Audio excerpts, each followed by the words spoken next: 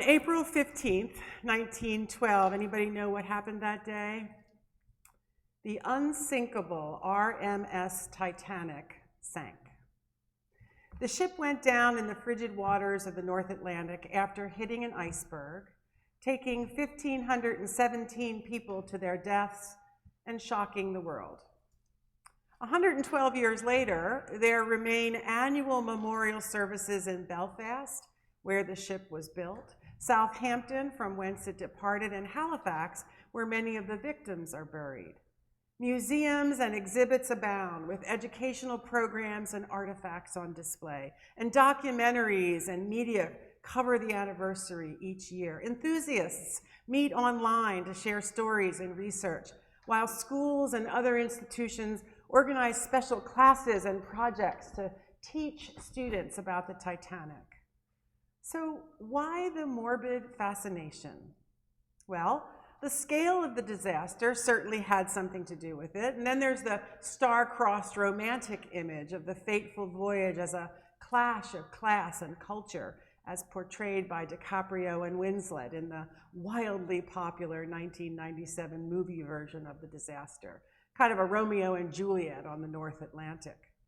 But perhaps the most compelling reason we're so fascinated with this story has to do with the fact that the sinking ship continues to be a morality play about what happens when humans buy into their own hype. If the Titanic teaches us anything, it's that we are all indeed seriously sinkable. The people boarding the Titanic surely believed in its unsinkable reputation, but it's important to note that the White Star Line had never itself claimed that its new flagship was unsinkable. That was the product of media hype from such sources as the Belfast Morning News and Shipbuilder, which noted that the captain may, by simply moving an electric switch, instantly close the doors throughout and make the vessel practically unsinkable. While the White Star Line may not have been the source of the unsinkable moniker, the company surely didn't discourage its use. As the world turned from the 19th to the 20th century, emerging inventions like commercial electricity and the internal combustion engine, the prospect of powered manned flight led many to believe that humanity could conquer any challenge of nature with technology. The Titanic's captain, Edward Smith, had commented a few years earlier that the nature of modern shipbuilding in the early 20th century rendered sinking a near impossibility. I cannot imagine any condition which would cause a ship to founder, he said. I cannot conceive of any vital disaster happening to this vehicle.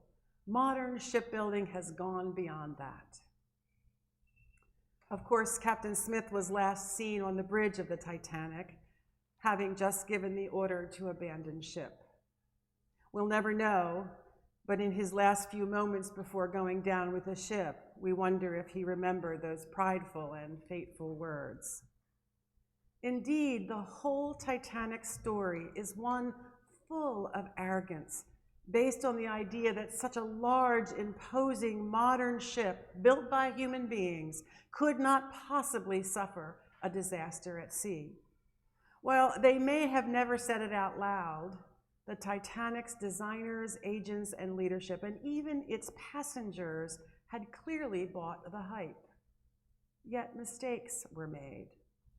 Despite warnings from other ships of ice floes in the area, and believing their own hype, the captain ordered the crew to speed ahead at full throttle. Its undersized rudder hampered swift maneuvering to avoid the iceberg. Inadequate bulkhead height caused rapid flooding across the compartments. Leadership errors, continuing despite a damaged hull, exacerbated the situation, and insufficient lifeboats and inefficient launching compounded the tragedy, while a nearby ship, the Californian, tragically missed, could have saved many lives. The upshot of all these things put together is that the Titanic was really sunk by the human tendency to ignore bad news and buy into our own hype. Human hubris, in other words, was the real tip of the iceberg. And isn't that usually the source of all disasters? Hubris, an overconfidence in human ingenuity, complexity, and technology, and the underestimation of risk. Think Chernobyl, the Challenger space shuttle, and 2008, when financial institutions, regulators, and even individual investors bought into the hype that the market was continuously resilient and that the innovative financial products being sold were fail-safe. But all those horrible historical moments aside, isn't hubris also the source of the darkness in our personal journeys? Often characterized by excessive pride or self-confidence, hubris has a few other descriptors on Google that begin to take on some pretty shadowy and self-centered energy when applied to other human beings or oneself. Arrogance, conceit, haughtiness, overconfidence, presumption, vanity, overbearingness, egotism, pomposity, self-importance, smugness, and bravado, audacity, brashness, even swagger, which, for what it's worth, I kind of like in my friends. We've been talking for the last few weeks about walking in obedience, wisdom, and now light, so that we might be agents of love. And this week's scripture lesson invites us to get honest with ourselves and thus with God about how hubris harms us and our relationships. So let's shed some light on the darkness of self-deception and see just how integrity, confession, and the truth can light up our spiritual journeys and our lives.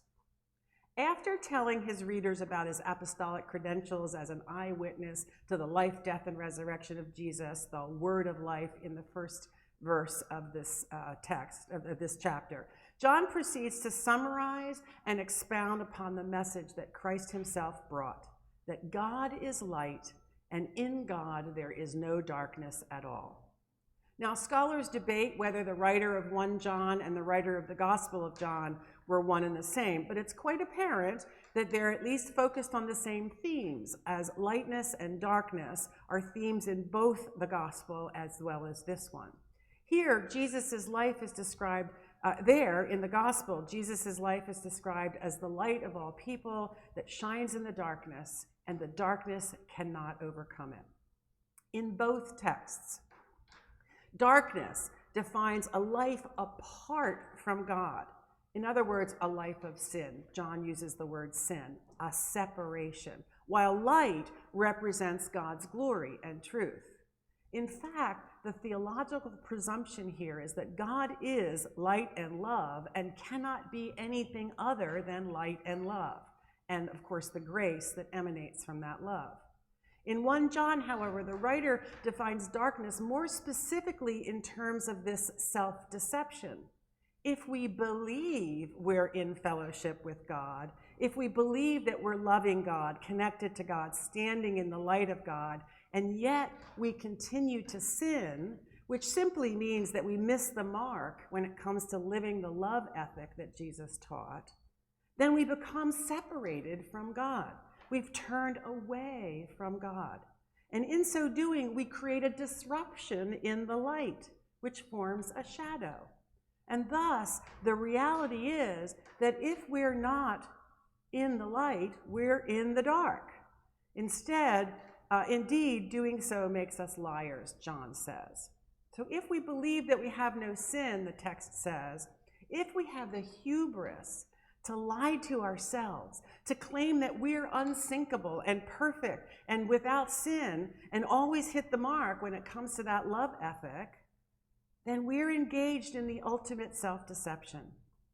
In John's theology, not only are we liars when we buy into our own sinless hype, we make Jesus a liar too, because he's already cleansed us with his love.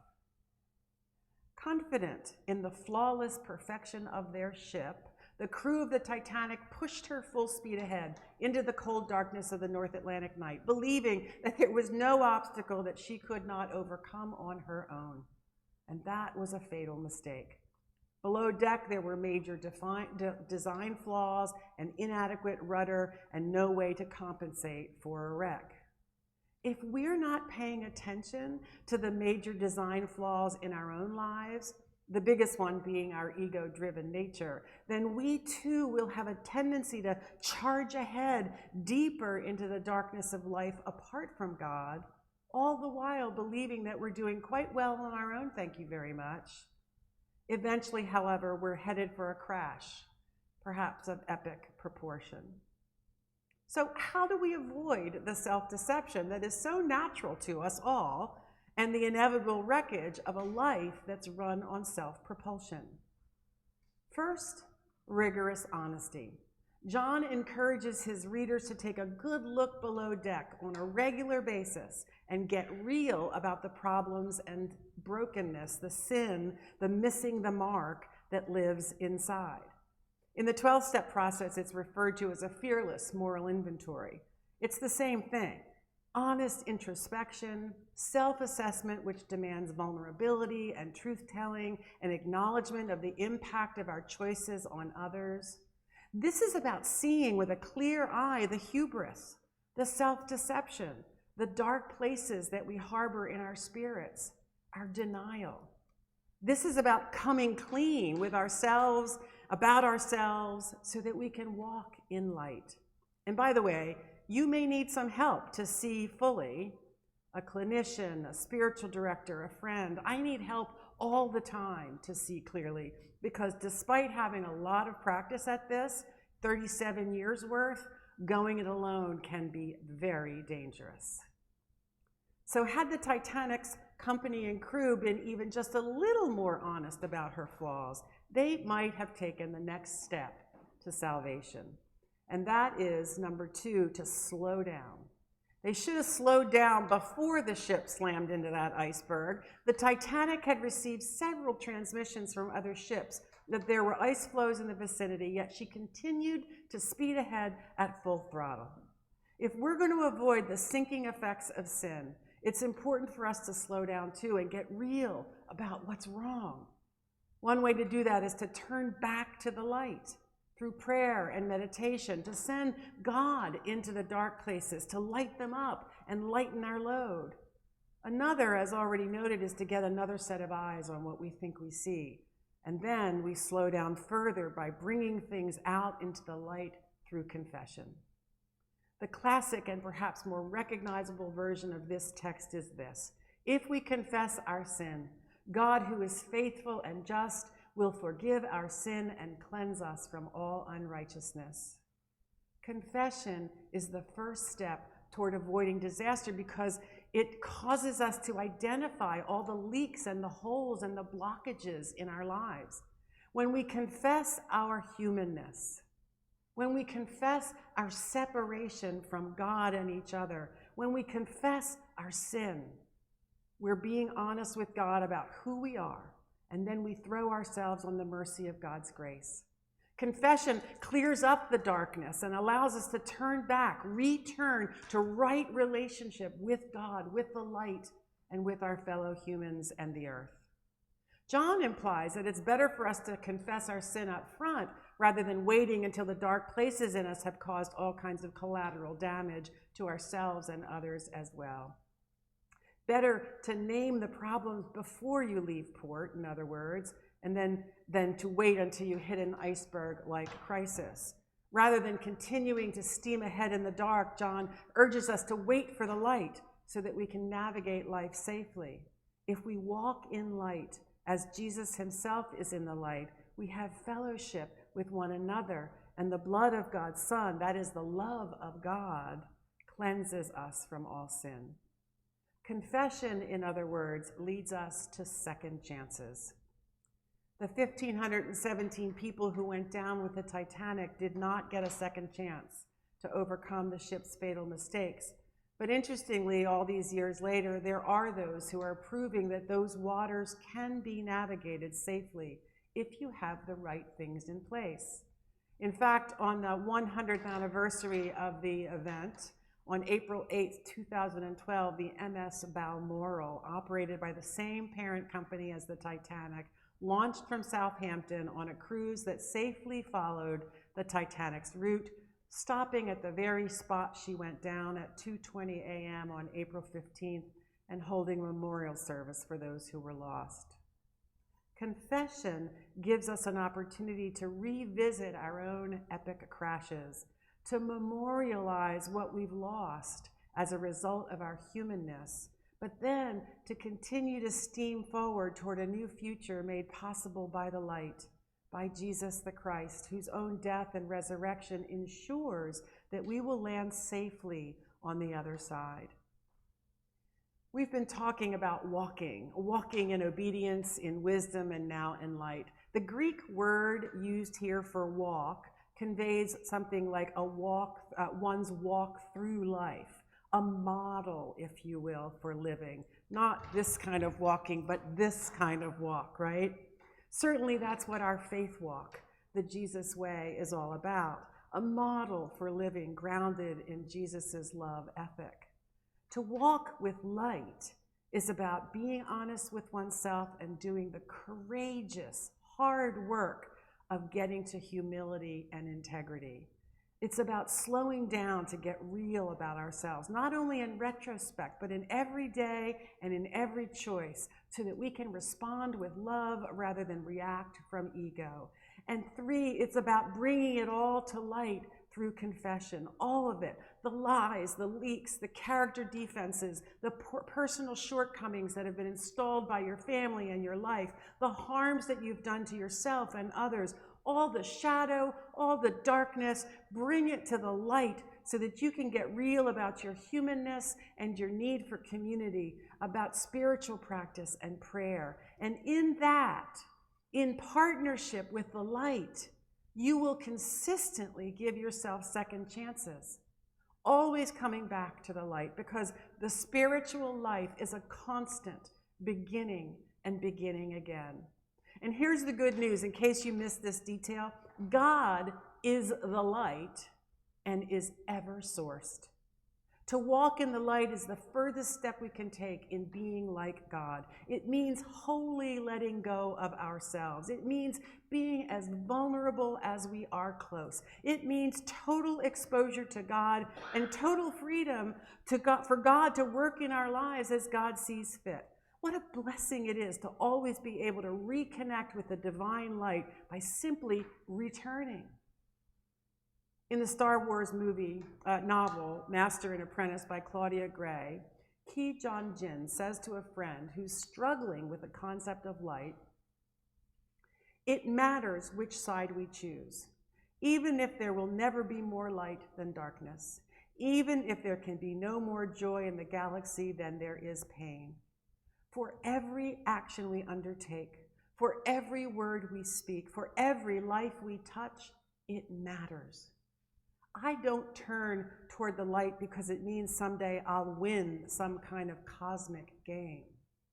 I turn toward it because it is the light."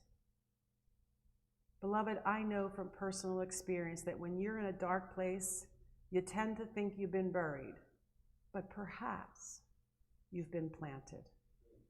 I pray that the next time you find yourself in the shadows, you reach for the light and bloom. Amen.